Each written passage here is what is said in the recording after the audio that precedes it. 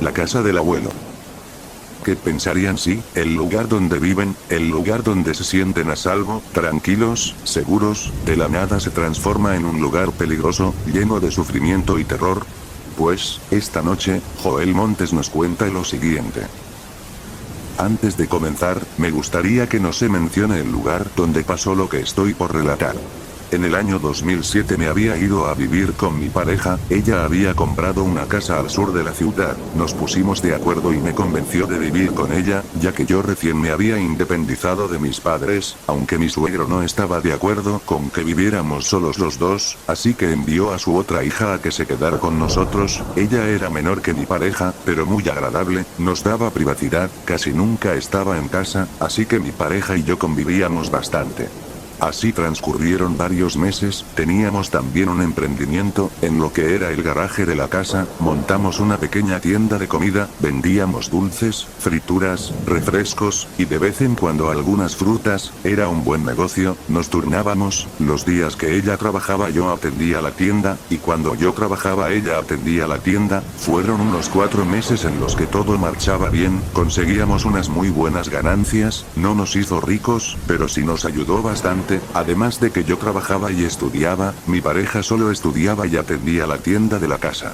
En mayo de ese año, ocurrió un, llamémosle incidente en mi familia, mi tío Rafael había tenido un accidente, en su trabajo mientras trasladaba un par de tablas, al pasar por las escaleras era necesario cerrar la puerta con un candado recién y mal colocado, al cerrar el candado cayó al suelo y mi tío, al agacharse para recogerlo, una de las tablas que cargaba, se estampó con la pared y por no querer soltar las tablas, se cayó hacia atrás por las escaleras, afortunadamente, solo se fracturó el brazo izquierdo, por obvias razones tuvo que dejar de trabajar un tiempo y se tuvo que ir a vivir con mi abuela. La casa del abuelo había sido un lugar lleno de misterio. Situada al final de un camino de tierra en un bosque denso y oscuro, su fachada gris y sus ventanas desvencijadas, daban la sensación de que la misma casa observaba a los visitantes, como si tuviera conciencia propia. Era un lugar que nadie del pueblo quería visitar, pero para nosotros, la familia, era inevitable. Tras la muerte del abuelo, la casa quedó en manos de mi padre. No le gustaba hablar de su infancia allí, pero su incomodidad era evidente cada vez que se mencionaba la idea de venderla. Por razones que nunca explicó del todo, insistía en conservarla. Cuando cumplí 18 años, mi padre decidió que era el momento de llevarme a la casa para conocer mi herencia, como él decía. Llegamos al anochecer. La casa parecía más grande de lo que recordaba de mi infancia. Las sombras de los árboles se proyectaban sobre las paredes como manos deformes que intentaban atraparla. Mi padre, serio y taciturno, abrió la puerta principal, que crujió como un lamento. El interior estaba tal como lo recordaba. Muebles antiguos cubiertos con sábanas, un reloj de péndulo que aún funcionaba, y ese inconfundible olor a madera húmeda y tiempo detenido. Pero había algo diferente esta vez. Un aire más pesado, como si la casa respirara. Pasamos la noche desempacando cajas viejas y revisando documentos. Mientras revisaba una de las habitaciones, encontré un baúl con el nombre de mi abuelo tallado en la madera. Esteban Fernández, 1934. Curiosa, lo abrí. Dentro había fotografías antiguas, cartas amarillentas y un cuaderno. El cuaderno estaba lleno de anotaciones escritas con letra temblorosa. Mi abuelo había documentado extraños sucesos que habían ocurrido en la casa. Sonidos de pasos en los pasillos cuando estaba solo, susurros que venían de las paredes, y lo más perturbador, sueños recurrentes de figuras oscuras observándolo desde las esquinas de las habitaciones. Una entrada llamó particularmente mi atención. La casa está viva. Lo sé.